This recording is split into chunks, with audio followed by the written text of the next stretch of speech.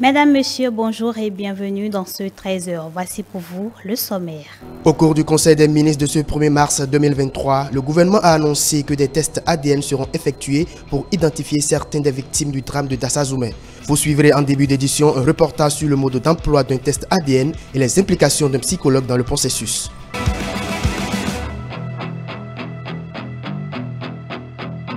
Le ministère de l'Eau et des Mines a organisé un atelier pour faire le point des activités menées en 2022 et présenter le budget exercice pour l'année 2023. Les détails à suivre.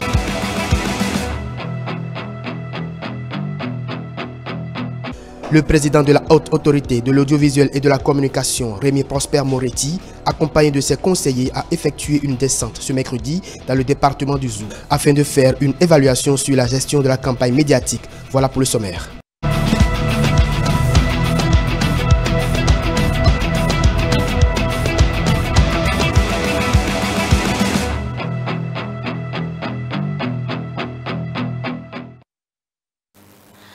À nouveau, bonjour. L'accident survenu à Dassazoumé le dimanche 29 janvier 2023 a provoqué d'énormes dégâts. Chez les parents des victimes, le choc est toujours présent, surtout ceux dont les corps sont non identifiés.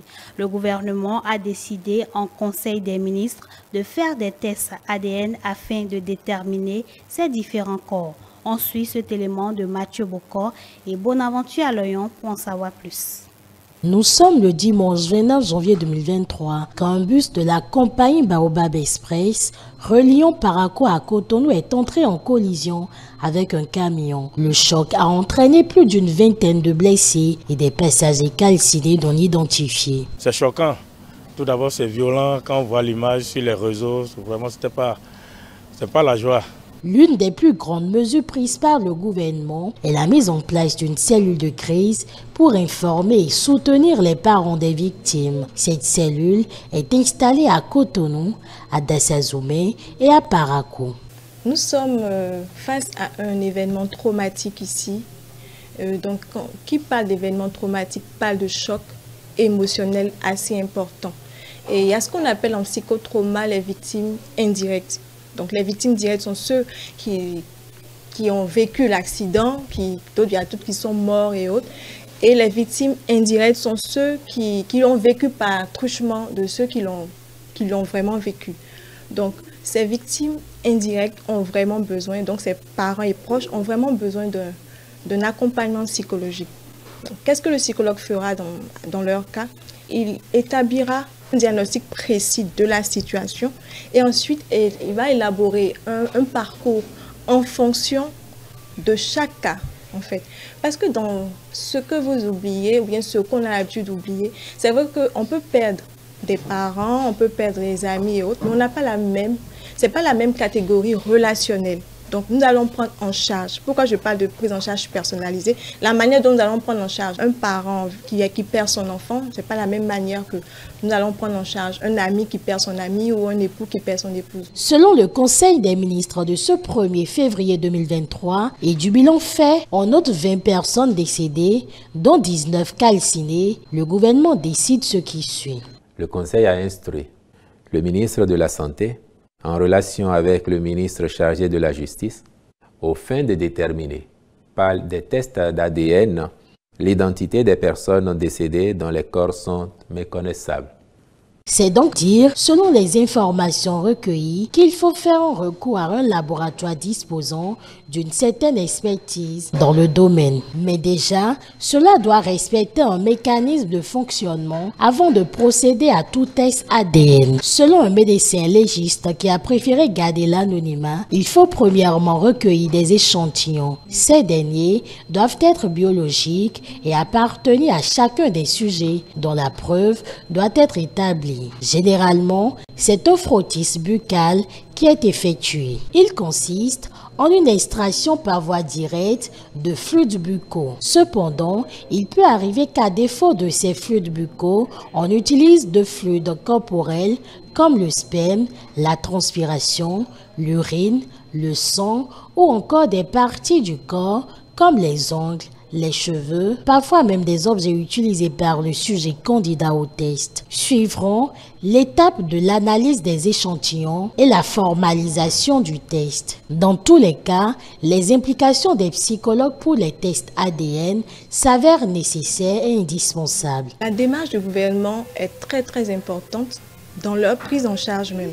Dans la prise en charge, à ce qu'on appelle le travail de deuil en psychologie. Lorsque quelqu'un fait face à un deuil, il y a un accompagnement conscient et volontaire qu'on appelle le travail de deuil. Le processus de deuil, parmi les processus de deuil, il y a plusieurs étapes dans le processus de deuil.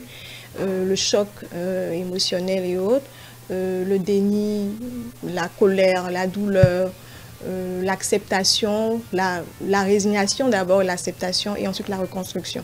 Pour faciliter ces étapes de deuil-là, il y a ce qu'on appelle le travail de deuil, comme je disais, que nous faisons avec le psychologue, avec l'aide du psychologue. Voilà, quand ces personnes-là ont été identifiées, voilà, même si on n'a pas pu mettre un visage sur le corps, au moins l'État permettra de mettre un nom quand même sur le corps. Ces personnes-là verront ce qu'il reste de la dépouille de leur père et pourront maintenant, à leur manière, selon leur tradition, selon leur rite, ils pourront mener à bien ce qu'on appelle le départ, le détachement avec cette personne-là. Pas le détachement avec les souvenirs, mais le détachement physique avec cette personne-là. D'abord, ils pourront se rendre réellement compte que vraiment il est parti. Mon père ou ma mère ou mon ami ou autre est parti réellement. Je dois l'accepter.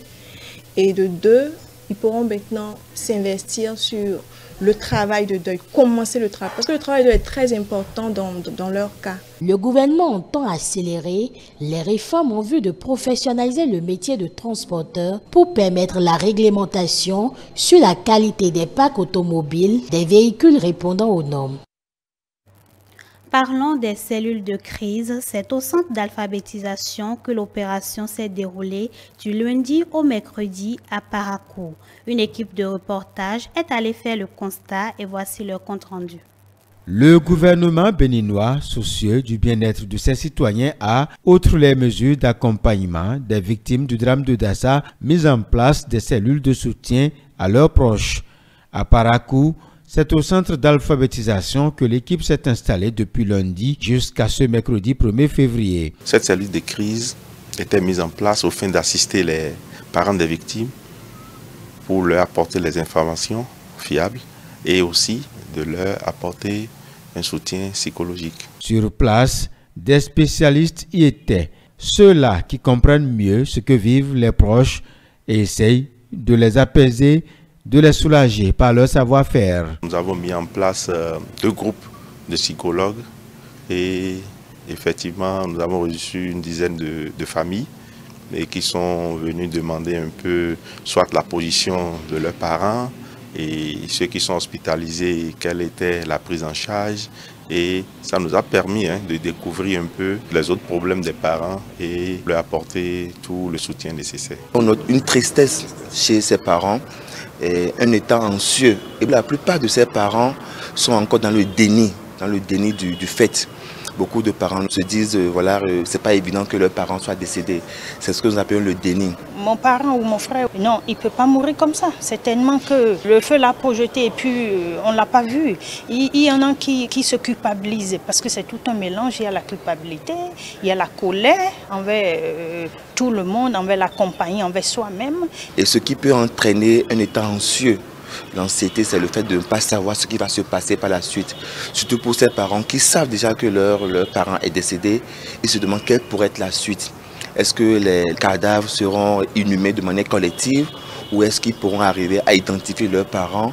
C'est beaucoup de questionnements qui entraînent angoisse et parfois des comportements un peu bizarres chez certaines personnes. Nous avons relevé aussi qu'il y a des troubles de comportement chez certaines personnes, des crises de larmes. Beaucoup de parents ont pleuré tout le temps. Et c'était l'occasion pour eux de pouvoir déverser vraiment leur souffrance. Ils ont pleuré. Donc ils ont présenté des troubles de sommeil. Ils n'ont pas pu dormir depuis 3 jours, depuis l'annonce du drame de Dassa. Ils n'ont pas pu dormir. Et d'autres aussi qui ont présenté les troubles de l'alimentation. à savoir une baisse de l'appétit ou même la perte d'appétit ou même au pire des cas une anorexie. Des constats faits par ces spécialistes de la psychologie humaine, il est évident que cette initiative est la bienvenue. Il y a la douleur à l'intérieur, mais il faut se vider. Il y en a qui sont venus avec des pleurs, mais quand ils repartaient quand même de cette salle, c'est pas qu'ils sont contents, mais un peu soulagés que bon, il y a des gens qui ont compris notre douleur, il y a des gens qui nous soutiennent. Quand vous souffrez et que vous êtes seul, c'est de l'enfer. Quand ils savent que oui, il y a au niveau étatique, des dispositions sont prises pour accompagner, pour soutenir ces personnes, ça leur donne un réconfort, ça les rassure un tout petit peu. Même si cela ne peut pas remplacer le parent qui est décédé lors de ce drame. C'était fort appréciable par les parents et vraiment, ils ne cessent d'en remercier le gouvernement et aussi le ministre de la Santé pour cette vision. C'était essentiel. Et cette mise en place de cette cellule de soutien aux parents. La direction départementale de la santé du Borgou s'est dite disposée à continuer le suivi et l'accompagnement des parents de victimes du drame de Dassa, conformément à l'orientation du gouvernement qui en fait une préoccupation majeure. La ville d'Abomey a abrité ce mercredi le séminaire d'évaluation de la campagne médiatique des élections législatives du 8 janvier 2023. Y ont pris part le président de la HAC, les conseillers et cadres de l'institution, professionnels des médias, société civile et tous les acteurs impliqués dans le processus électoral. Compte rendu, Stélia Padonou. Relever les forces et faiblesses de la campagne médiatique des législatives de janvier 2023, organisée par la Haute Autorité de l'audiovisuel et de la communication. C'est à cet exercice que ces acteurs impliqués dans le processus électoral ont été conviés. Une évaluation est une démarche qui vise à donner de la valeur, prendre du recul et mettre un constat sur une situation et prendre des décisions au regard des objectifs de départ et des finalités de l'action. Ainsi, ce séminaire d'évaluation de la gestion de la campagne médiatique des élections législatives du 8 janvier 2023 n'est donc pas un séminaire de trop. Présent à ce séminaire, le président de la HAC a invité les participants à faire des propositions concrètes en vue d'une gestion plus efficace de la campagne médiatique les fois à venir.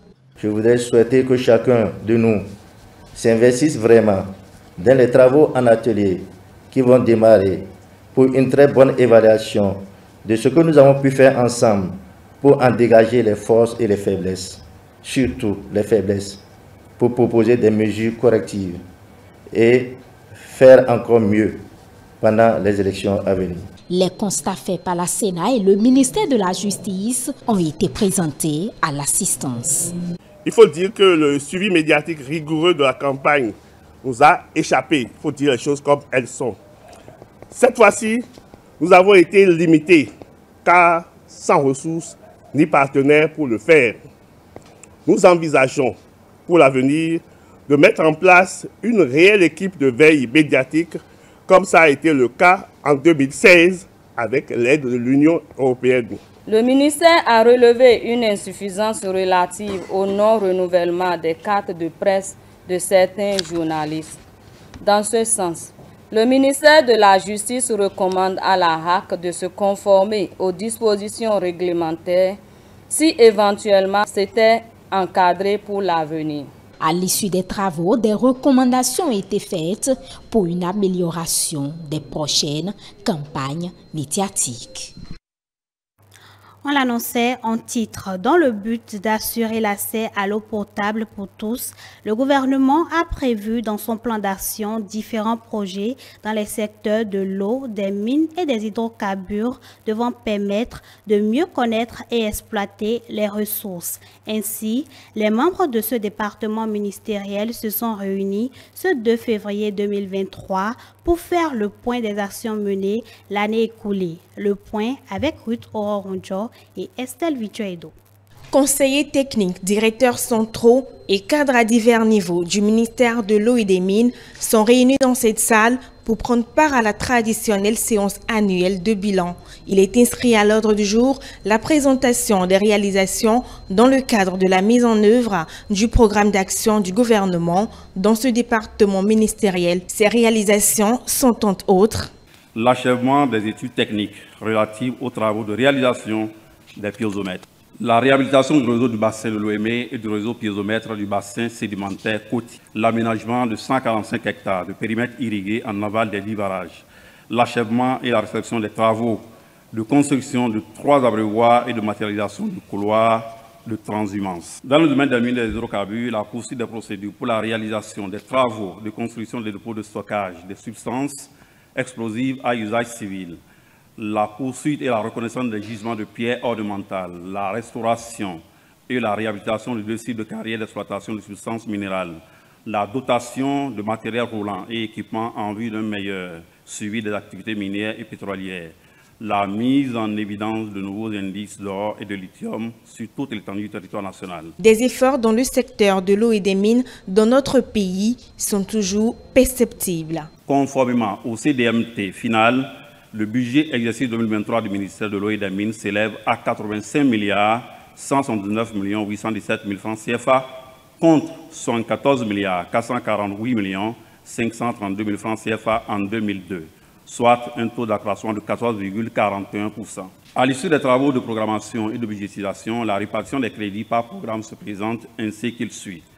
Programme pilotage et soutien, 1 792 414 249 francs CFA. Programme eau, 81 516 406 100 francs CFA. Programme mine, 1 870 997 106 francs CFA. L'exécution de chacun de ces programmes sera guidée par les principes clés que sont la gestion axée sur les résultats et sur la performance, la résilience et la transparence et l'éthique. Pour aboutir à de meilleurs résultats, les différents cadres à divers niveaux rassurent et se disent disponibles à effectuer les différentes tâches qui leur seront confiées. L'année 2023 doit voir l'accélération de tous les chantiers. C'est pourquoi nous prenons l'engagement de redoubler d'ardeur, mieux que par le passé, sous votre coordination générale bien sûr, au fin d'une gestion rationnelle et durable des ressources minières de notre pays, d'une meilleure gestion des actifs pétroliers et d'un meilleur suivi et contrôle des infrastructures de distribution et de transport des produits pétroliers, d'une mobilisation accrue des retombées de l'activité minière et pétrolière, d'accélérer l'accès à l'eau potable aux populations, mais aussi l'eau pour tous les usages. Tous les regards sont donc tournés vers l'ensemble des actions qui seront engagées cette année pour relever le défi majeur du secteur de l'eau, des mines et des hydrocarbures. La 15e édition du marathon salésien Saint-François de Sales aura lieu le samedi 11 février prochain. Le thème de cette édition est « Le monde est né de l'amour, il va vers l'amour et il entre dans l'amour ». En prélude à cette activité, les organisateurs ont organisé un point de presse ce mercredi 1er février 2023 afin de faire le point au niveau des préparatifs. Ganiou Raimi et Make Kakbo y étaient. Voici les propos recueillis. La question de la santé publique, la santé individuelle, c'est tout le monde qui doit porter cela. Et l'Église catholique, à travers le marathon salésien de Parakou, porte de façon visible ce souci-là. Et nous sommes heureux d'être à sa 15e édition. Mais l'événement, ce n'est pas qu'une institution d'Église, c'est l'ensemble des forces de la société, l'ensemble des bonnes volontés de la société, dont vous, les hommes et femmes de médias. Et donc, une des communications que nous sommes heureux de vous voir relayer, c'est que l'être humain, c'est une machine merveilleuse que Dieu a créée. Et pour créer, il a d'abord donné le corps. Pour profiter au maximum, il y a le capital qui est donné, qui est un don de Dieu.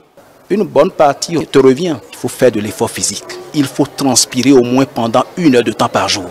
Voilà un peu la première communication. Et pour que ça soit une réussite, nous avons besoin de forces de défense et de sécurité. L'armée était là, la police républicaine, les pompiers, pour nous dire que le jour-là, ils seront là pour aider les autres usagers parce que le piéton, sur les 3 ou 4 différents usagers qui partagent la route publique, les voies publiques, nous sommes les plus fragiles, les plus faibles. Donc ils seront là pour rappeler à nos autres usagers qu'aujourd'hui c'est un jour spécial. Après, c'est la récréation, mais c'est aussi un événement officiel. Les chronos qui sont pris là sont utilisés par la Fédération béninoise d'athlétisme et d'autres instances. Du coup, les officiers de la Ligue, mandatés par la Fédération béninoise d'athlétisme, sous le couvert du ministère de la Jeunesse, Sport et Loisirs, seront là pour prendre les chronos dans les règles de l'art. Le parcours est organisé sur les 14 points de ravitaillement de façon à ce que l'athlète qui est entraîné sait exactement ce qu'il faut boire, ce qu'il faut manger, et tout ça est techniquement prévu. Nous disons merci à toutes ces bonnes volontés, notamment les communautés religieuses qui seront sur ce parcours-là et les autres bonnes volontés pour que l'événement soit à la fois une bonne récréation, mais aussi de qualité professionnelle, que les athlètes qui viendront d'ailleurs, que ce soit de l'Europe, des États-Unis, de l'Asie, n'ont rien à nous reprocher. Le thème de cette 15e édition, c'est la pensée de Saint François de Sales qui dit que le monde est né de l'amour, il va vers l'amour et il entre dans l'amour. Parlons à présent des violences basées sur le genre. Le nombre de plaintes liées aux violences faites aux femmes est croissant, bien que certains passent encore sous silence. Comment se préserver de cette violence en tant qu'homme et quels sont les moyens de recours dont disposent les femmes pour dénoncer ces actes? Les réponses avec Jeannot Dopéon et Isaac Mongbo dans ce magazine réalisé à l'occasion de la Journée mondiale de lutte contre les violences faites à l'endroit des femmes et des filles. Suivons ensemble.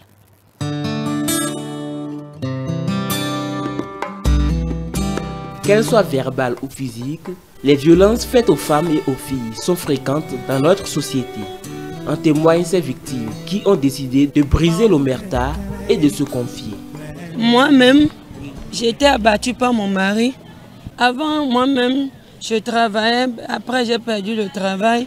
Donc, quand je suis à la maison tout le temps, quand tu lui tends la main, c'est avec les gifles. On te pousse. Et par là, tout le temps, je suis frustrée.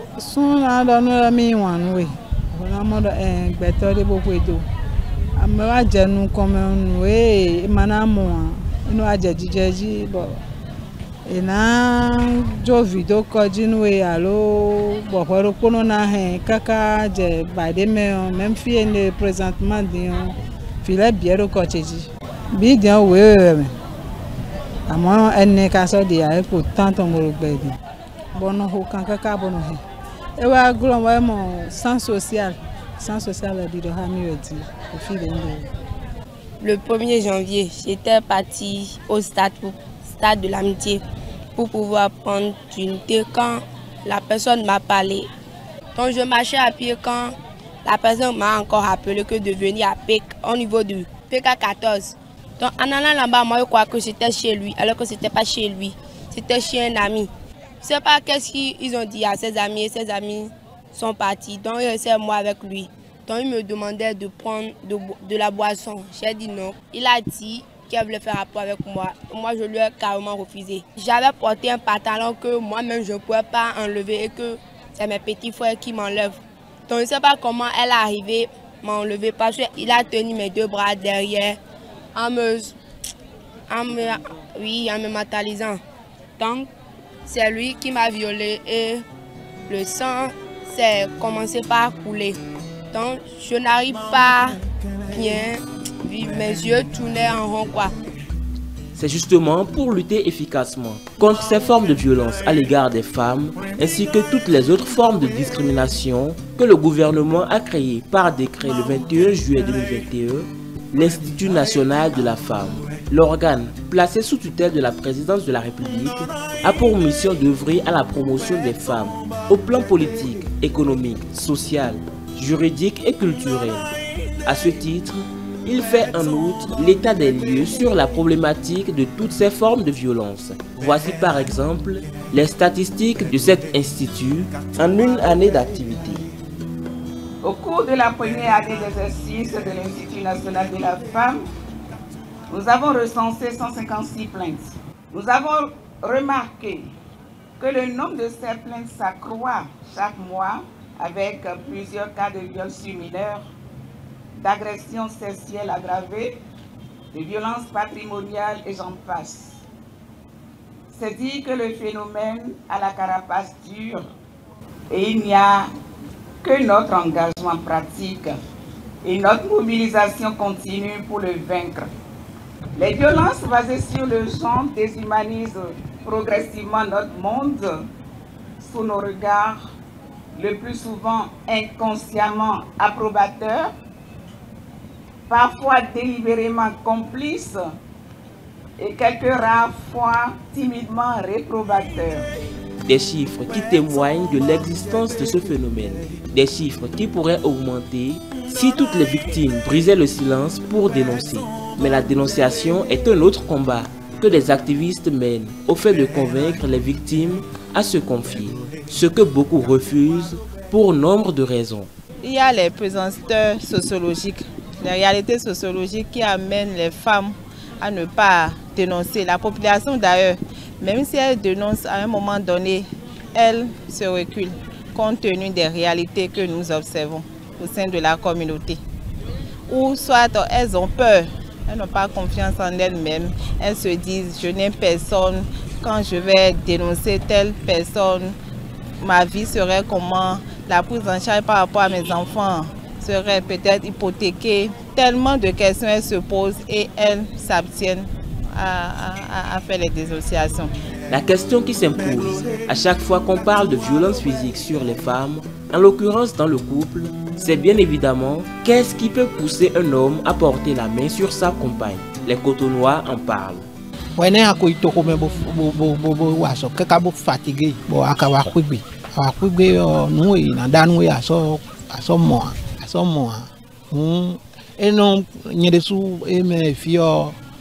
mais hodo et non bloqué cho nyo nyemumlo file ko du no nyeno sokke kan to mono ton bono du no ton ma nyele su no yato bono da no evide mais so besoin bon mi allait voir au tabadjewe ya.